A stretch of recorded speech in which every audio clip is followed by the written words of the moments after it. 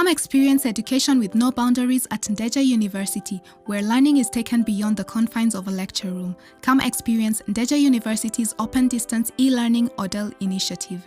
The program is flexible, reliable, and affordable with an impeccable support system to help you excel in the areas of engineering, health sciences, arts, education, social sciences, business management, basic sciences, and information technology.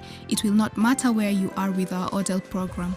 Your education experience at Ndejje University will be of quality. For more information, kindly visit our website at www.ndejjeuniversity.ac.ug or call 0392 730 321.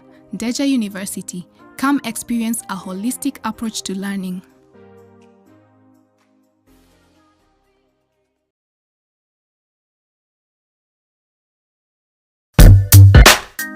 Tonight, Omulabi wa Ndejje University TV niyo program obulamu zaabu. These are the patients.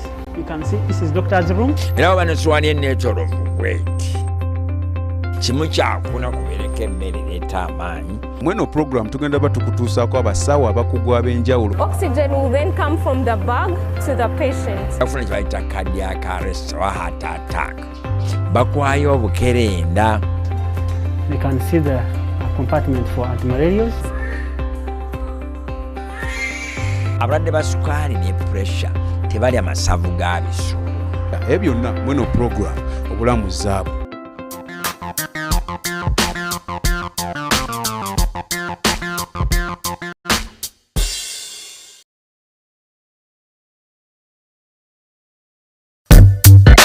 This week, there are so many things that I didn't see, and now I've come, I've seen them. Glory to Jesus. There is someone here, God wants to wipe your tears. You have been crying a lot. God wants to wipe your tears. Is there anyone like that? Amen. We want God to favor you today. Glory to Jesus. I want God to favor you.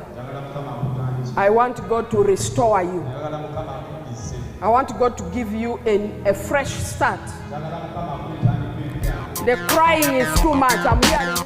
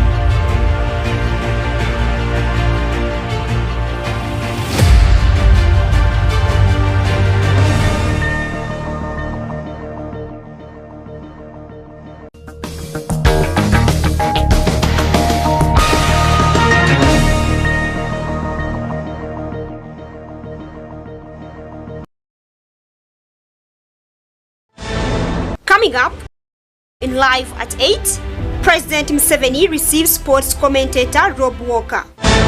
We still need support. Citizens react towards the termination of United Nations operations. NEMA to implement express penalty scheme for environmental breaches. And in sports, she cranes 2023 Netball World Cup opponents. More to come in Live at 8.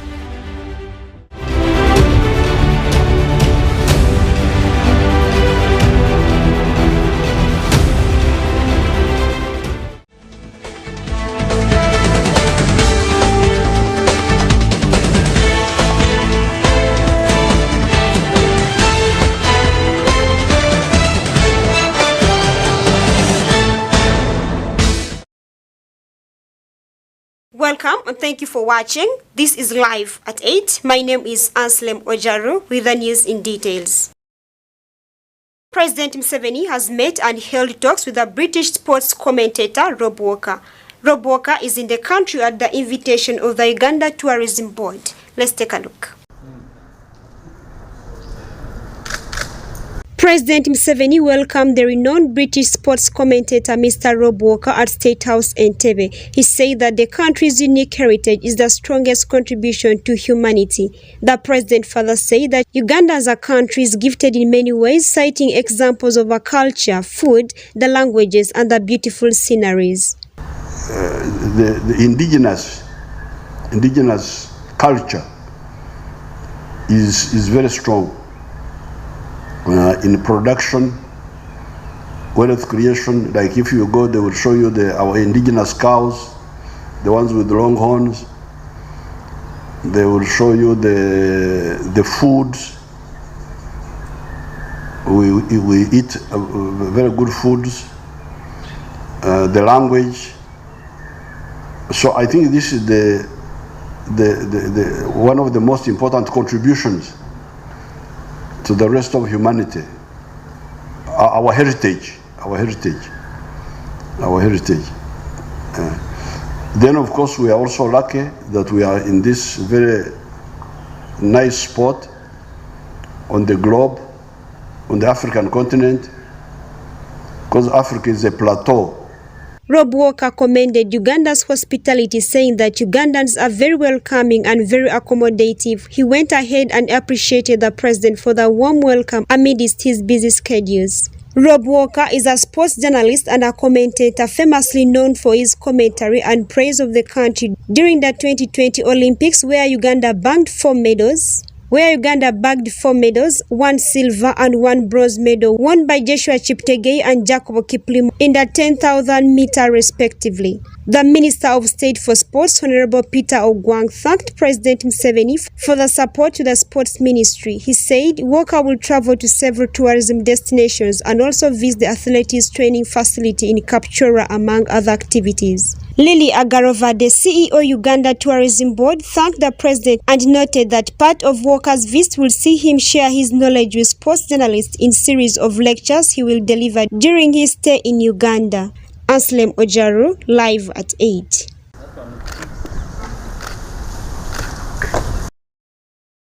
The shutdown of the United Nations human rights offices in the country has called for mixed reactions among citizens who are worried about human rights violations in the country. Sarah Chirabo with more. In a letter by Uganda's Foreign Affairs Ministry sent to the office of the United Nations High Commissioner for Human Rights on February 3rd, the ministry noted progress Uganda had made in developing a domestic capacity to monitor rights as the main reason for its decision. According to the government, Uganda has enough and strong institutions as well as civil society to monitor the human rights situation in the country. And the government has finally fully constituted the Human Rights Commission, so it can now operate as a body because all the commissioners are there. Those who have retired have been replaced.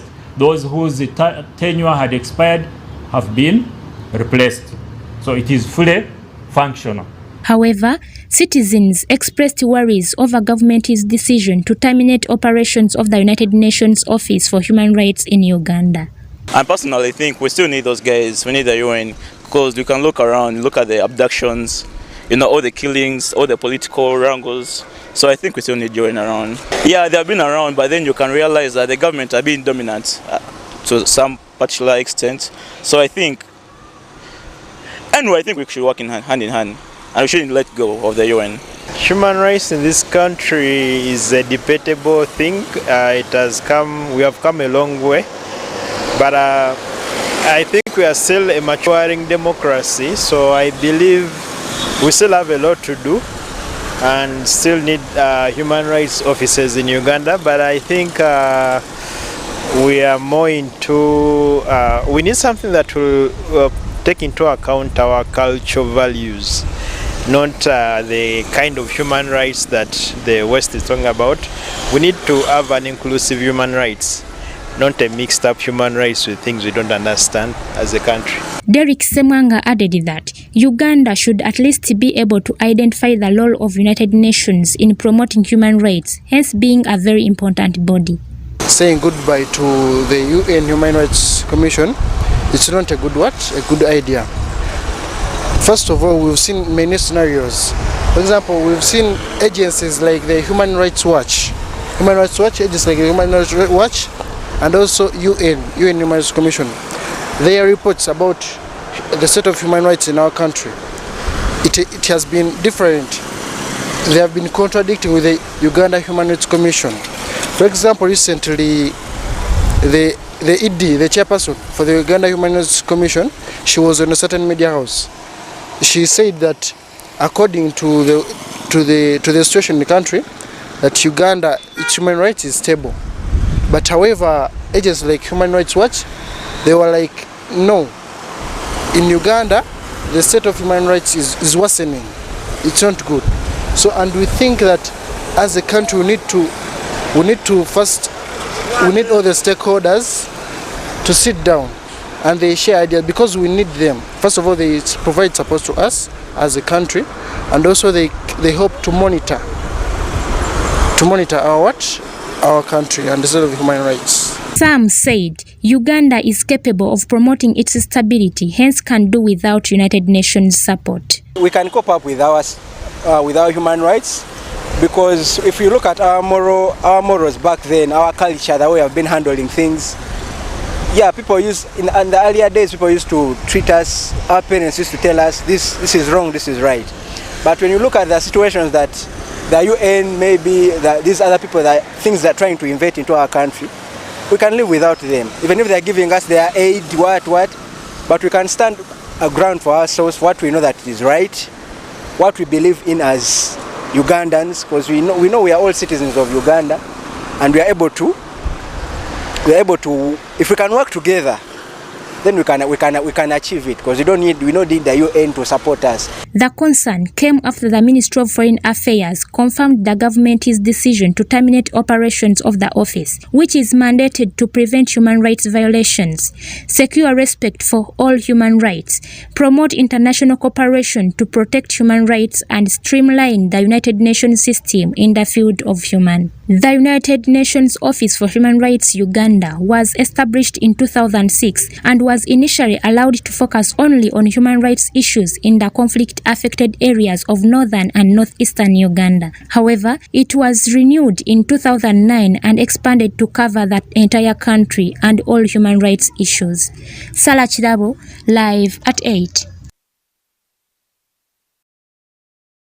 Beginning from the 1st of April 2023, the National Environment Management Authority has put tough measures to be followed and implemented to safeguard the environment. Let's take a look.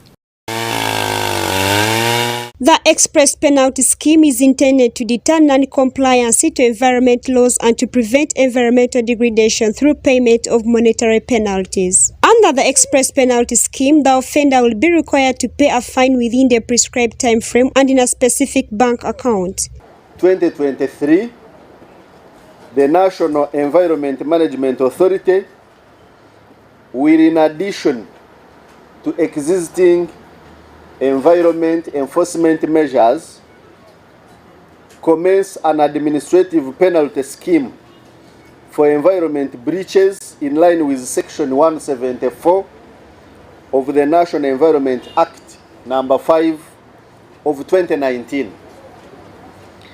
The Express Penalty Scheme is intended to deter non-compliance to environment laws and to prevent environment degradation through payment of monetary penalties.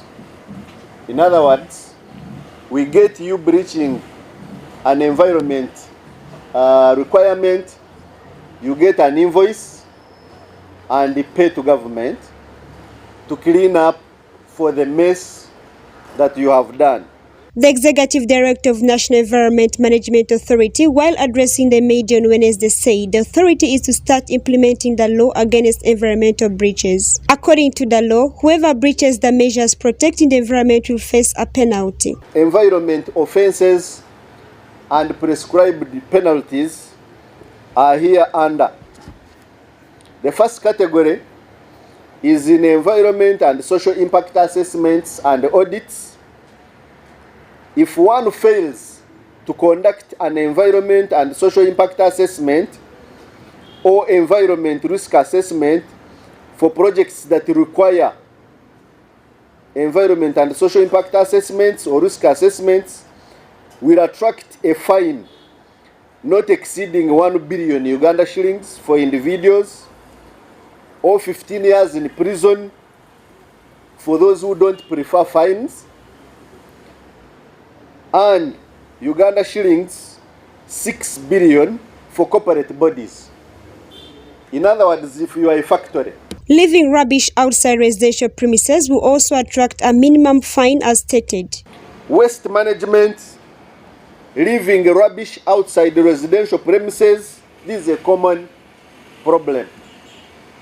If you leave rubbish outside your residential premises, you are liable to pay 6 million Uganda shillings. If you litter from a commercial building, again you are also liable to pay 6 million. For example, these shopping arcades or malls or any other commercial building. If we find you are littering or you are not disposing your waste properly, you will be given an invoice for 6 million Uganda shillings.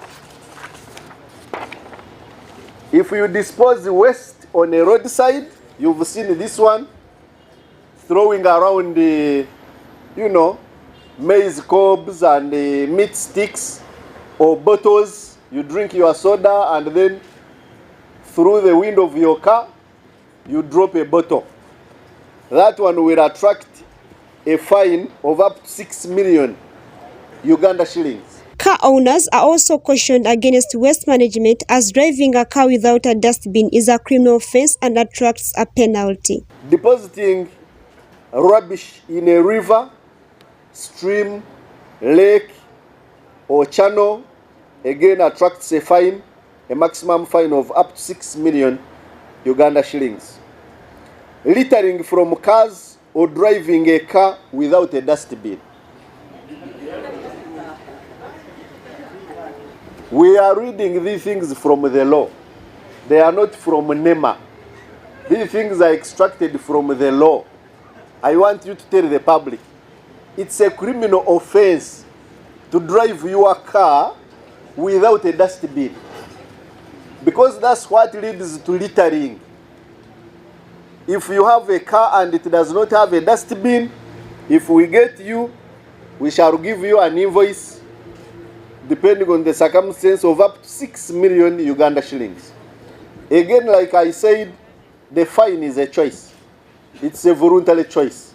In regard to environmental and social impact assessment and audits, failure to conduct an environmental and social impact assessment and environment risk assessment for the projects that require them will attract a fine not exceeding 1 billion Uganda shillings for individuals or 15 years in prison or both. Failure to conduct an annual audit, again, this is a common breach.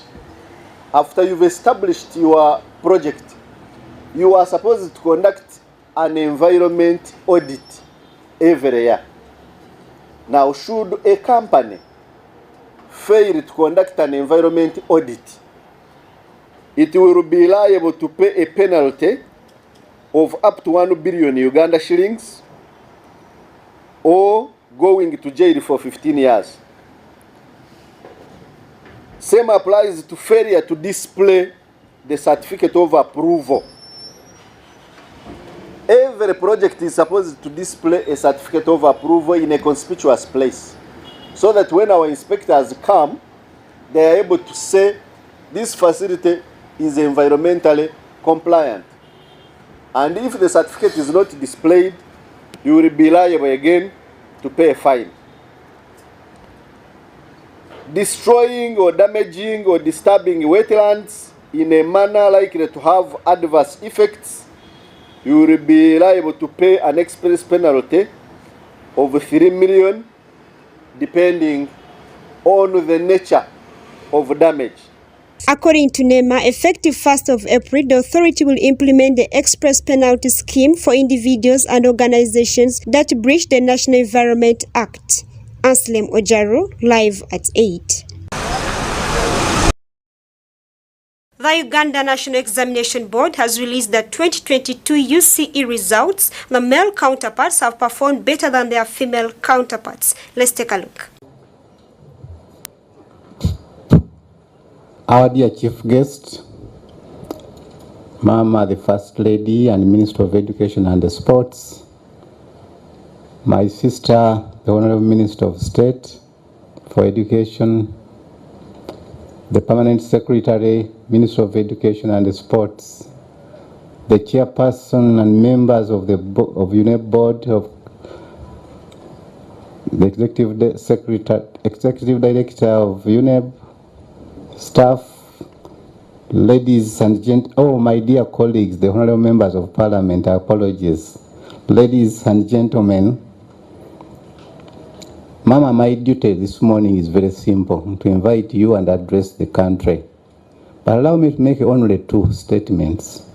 One, Mama, I want to, on behalf of all my colleagues, to welcome you very warmly to this function.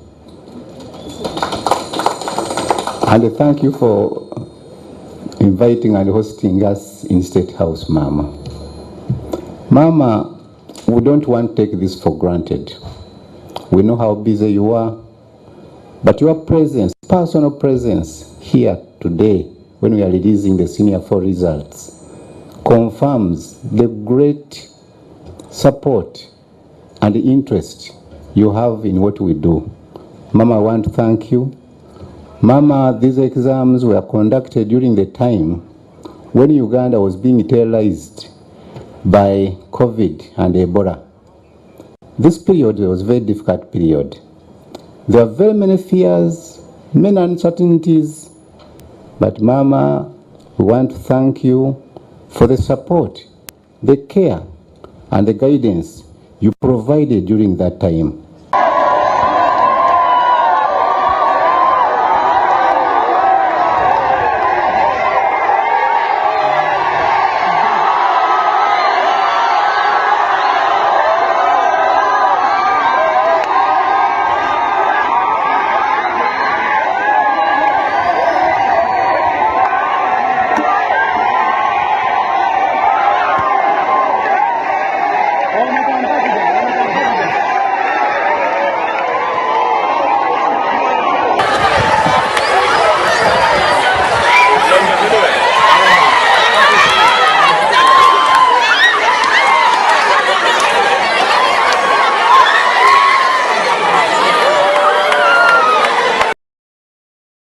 And in sports, the Uganda's women team, She Cranes, will face off with the world's number 2 New Zealand, Singapore, Trinidad and Tobago in the 2023 Netball World Cup that is set for July 28th to August 6th in Cape Town, South Africa. Let's take a look.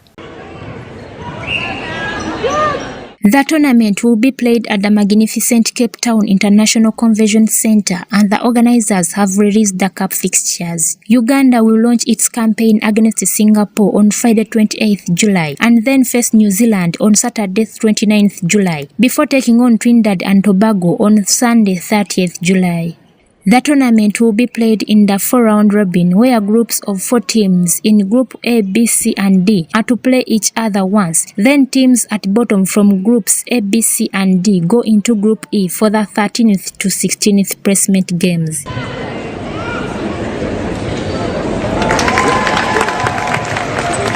The top 3 teams from Groups A and B go into Group F with their first stage positions and match outcomes determining their seeding, while the top 3 from Groups C and D progress to Group G, and just like the others, their positions and results from the first stage will determine their seeding.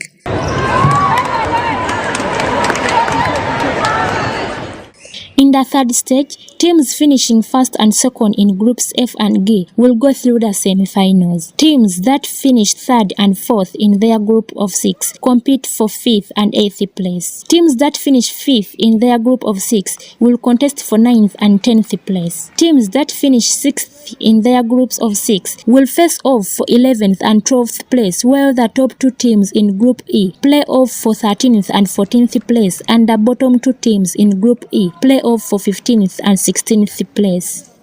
However, the She Cranes have been included in the Netball World Cup fixtures amidst uncertainties that came along with a turbulent atmosphere, climaxing with a suspension of the National Netball League. The National Netball Federation President Sarah Babirye revealed that the team's participation remains in doubt, reporting that Uganda must pay up to £5,000 as a fine for withdrawing from the qualifiers last year. The She Cranes missed the World Cup qualifiers in South Africa in August last year due to financial constraints, but the team had already qualified for the World Cup, the first to be hosted on African soil, thanks to a good world ranking. As per the 2022 World Netball General Regulations, on failures to fulfill fixtures, the association has to pay fines before it's eligible to play again.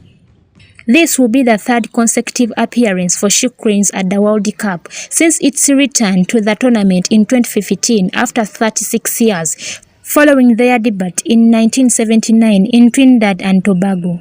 Sarah Chirabo, Arsharan Kiranda, live at 8. Thank you for your company. That was live at 8. My name is ANSLEM OJARU. See you next time.